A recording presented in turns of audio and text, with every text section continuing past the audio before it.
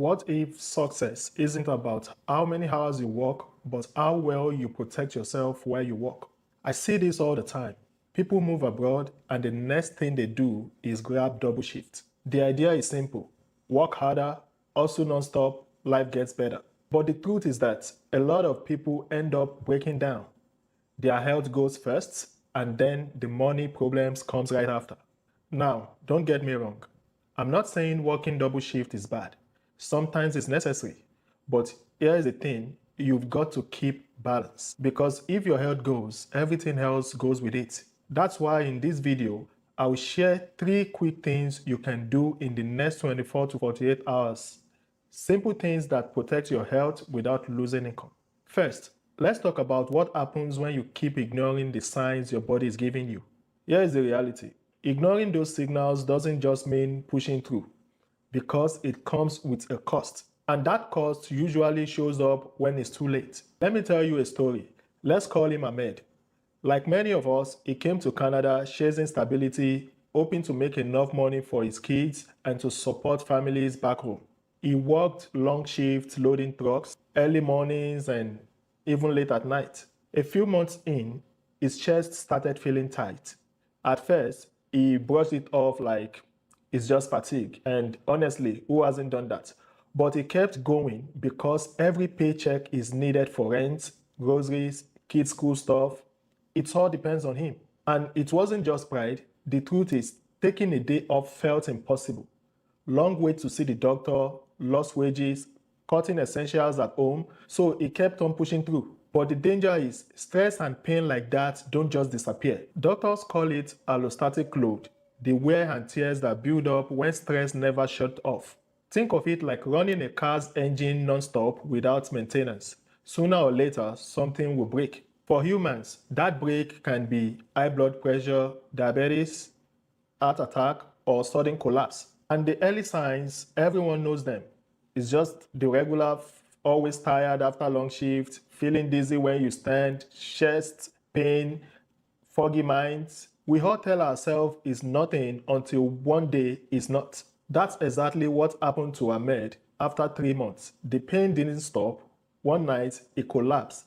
By the time the doctor saw him, they said if they got him to the hospital few minutes late, he might not make it. And sadly, his story isn't rare, which brings us to the big question. If ignoring symptoms is dangerous, then what can you do right now to protect yourself? But the good news is, you don't need weeks, you don't need thousands of dollars. You can build safety net for yourself in just one day. Step 1, book a telehealth appointment online, 15 minutes, that's it. No long drive, no crowded waiting room, no missing wages. You can do it on your phone during lunch at work or after the kids are asleep. Explain your symptoms and the doctor will tell you if what you're feeling is serious or not. Step 2, write down an emergency summary. Don't overthink it. Just list your allergies, any conditions, the meds you take, your doctor's name if you have one, and add 2 emergency contacts. Takes less than an hour to do, but in an emergency, it can save your life. Step 3, don't keep it to yourself. Share it with someone you trust, a coworker, a family member, a friend.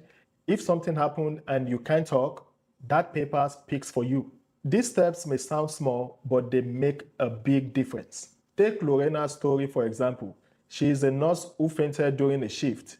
Her co-worker had a medical summary. Because of that, doctor treated her right away and avoided major complications. Just one small step saved her months of recovery. That's what I mean by a safety net. You are not fixing the healthcare system. You're giving yourself breathing room when it matters most. But health isn't just about emergencies. It's also about how you manage your hours at work. Here is a question for you. What if working fewer hours actually helped your career? I know it sounds crazy, but most people think if I cut back, they'll think I'm lazy. But here is the truth. Working 60, 70 hours a week doesn't prove you're strong. It's just wearing you out. But if you're working closer to 40 hours a week, that's what keeps you strong. That's what lets you enjoy the future you're working for. The pressure is real though, especially for immigrants.